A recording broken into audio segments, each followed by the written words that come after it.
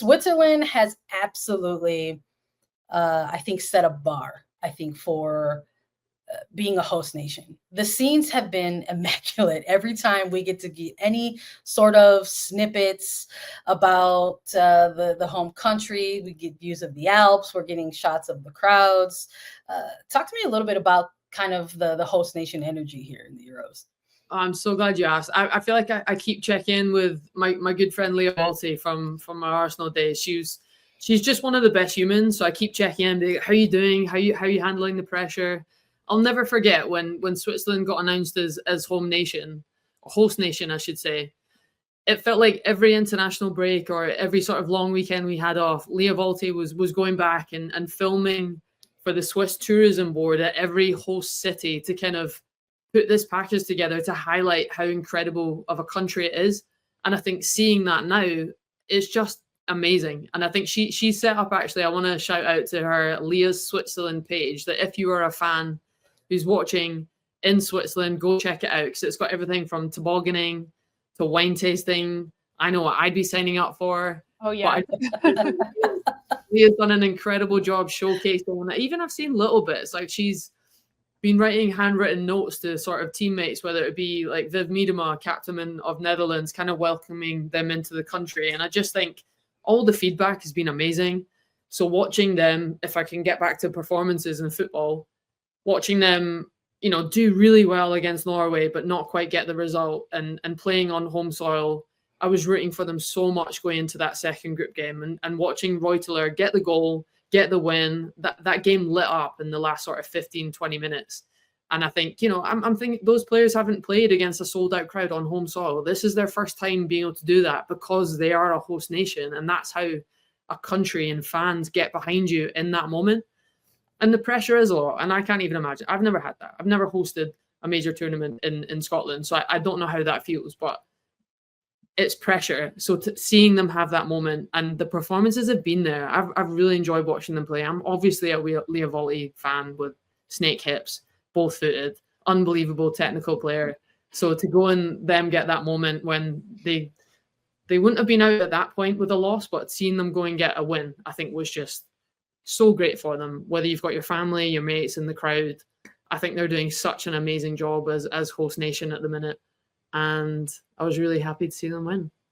No, I'm with you 100%.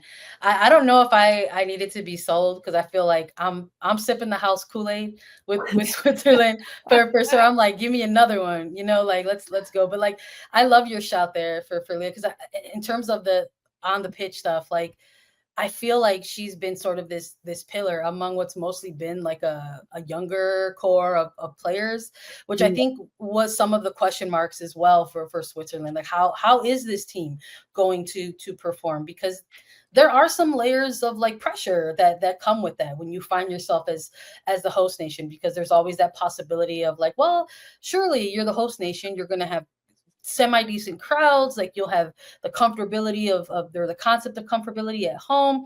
You're going to do well. At the very least, you can maybe make a knockout run, but that's not necessarily always true or the case. You still have to get on the pitch and you still have to perform. And maybe that combination of being fueled or having the passion, invested in it as the home side, along with maybe having a peculiar group, because Group A has been very peculiar. Let's just be real. Like there were opportunities there. And I love that Switzerland have shown that they're like absolutely taking those opportunities in front of them and like really just kind of running with them. Who I can't imagine how things would feel if they maybe did get that sort of, any type of result really against Norway. So it's been fun to watch for sure. I know, Darian, when we were on the show, we were cracking jokes about mountain time and altitude, but it's been fun. The altitude is crazy. No, but even listening to Jen, it's so great to hear you talk about Lia and knowing that she's doing that and she's taking it so personal, that this is such a momentous thing to happen for women's soccer in Switzerland. The fact that this many fans are showing out, the fact that the traffic lights have women's soccer players on them. You see fans storming on major walks with thousands of people going to the stadium. Like, oh my God, this is what the game needs. We love to see that. But thinking about a team that I think succumbed to the pressure of being a host nation, back to France, being the bridesmaid and ever the bride. I think that's a team that we have such high expectations for that haven't lived up to that. And then hosting, I think, just was more of a detriment than it was a leg up in a tournament. Whereas Switzerland, I don't know how many of us had real expectations, even in this group, that they were going to be great. But I have loved watching them play. I think from the first match, every 15 minutes, you saw them grow into the game. The second match against Iceland, coming out and scoring those late goals. It just like, how do you not root for them? They're a team that you've like kind of fallen in love with throughout the tournament. I couldn't agree more, especially in a group where Norway are topping it with 6 points and the underwhelming narrative of their performances. And I know that that's been a talking point for everyone.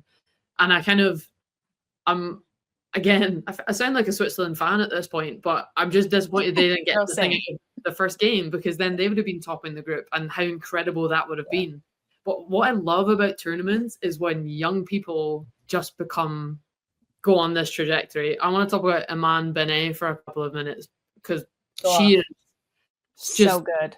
Yeah, and it's funny because sometimes you don't know names until you watch them at major tournaments, and you're like, wow, a big club's gonna snap them up, and then I'm like, oh yeah, Manchester City have.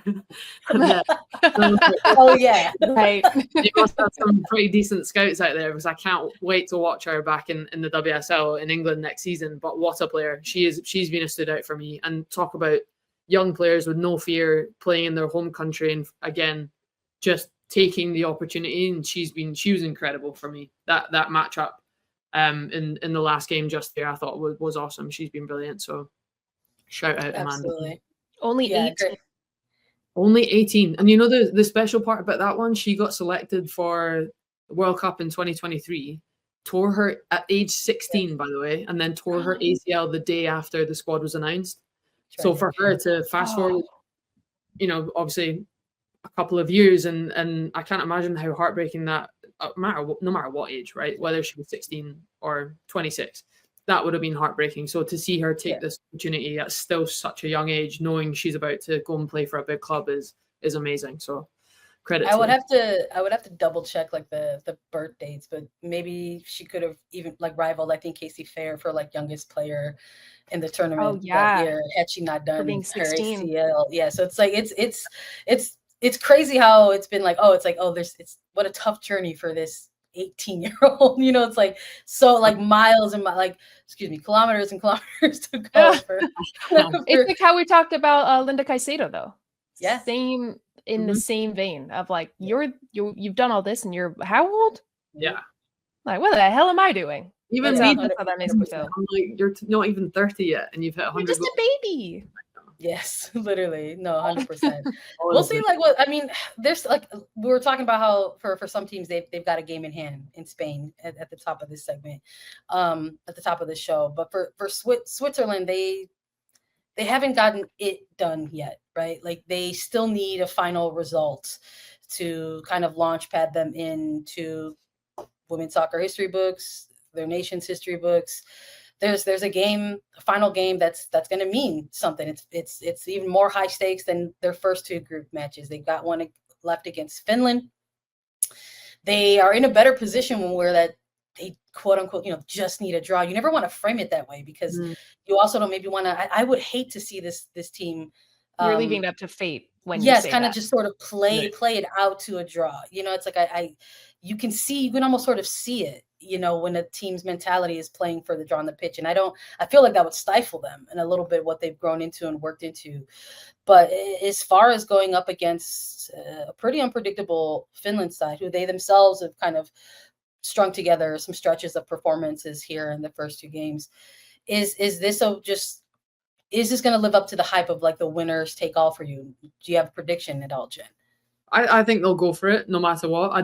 I've never known any team I've ever been a part to go for a draw. Just that's never been a mentality for me and teams I've been a part of. So I don't think by any means that's what Switzerland or Finland will do. I think they'll both go to win the game, especially playing on home soil even more for Switzerland. Playing in front of a home crowd, that's not something that will happen.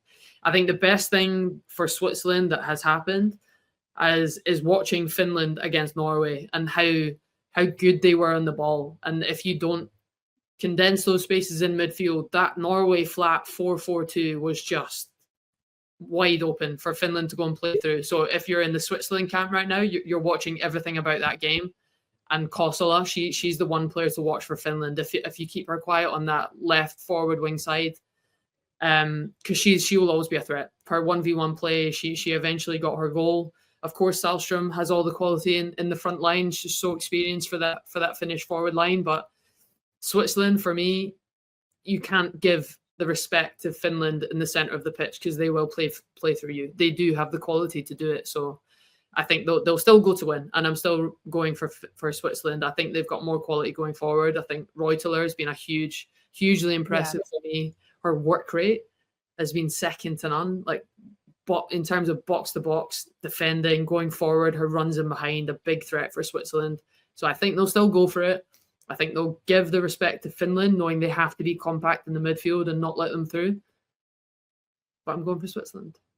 How about you, Darian? You running with the home side? I'm running with the home side. I'm going to show up in the next show with a Swiss kit on. Just you wait. But I think when you have so much emotion behind this, it can make or break you. And I think with Switzerland, we're seeing that it's making them. They've fully embraced it. I think the community, the Swiss, have embraced it in such a positive way that if I'm Finland going into this match, I already feel a little bit of a leg down. And like Jen said, you never want to leave it to a tie. Nobody is cool with going, we just have to tie. Yeah. No, you're on a national team. You're hosting this tournament. The country's behind you. The world's behind you. You've got new fans that want to support this team and see you win. I'm going to go with Switzerland. I do think Finland, as Jen said, they have some big threats that you have to shut down. They are good at playing in the pockets. They're good at that tight, quick passing. Is it as clean as maybe a Spain? No, but they get it done. So I'm going to say 2-1 Switzerland. Yeah, I think we could see some goals in this one. I don't think it'll be, I don't know if we'll see zeros by any means in this one, because I think both teams have to go for sure.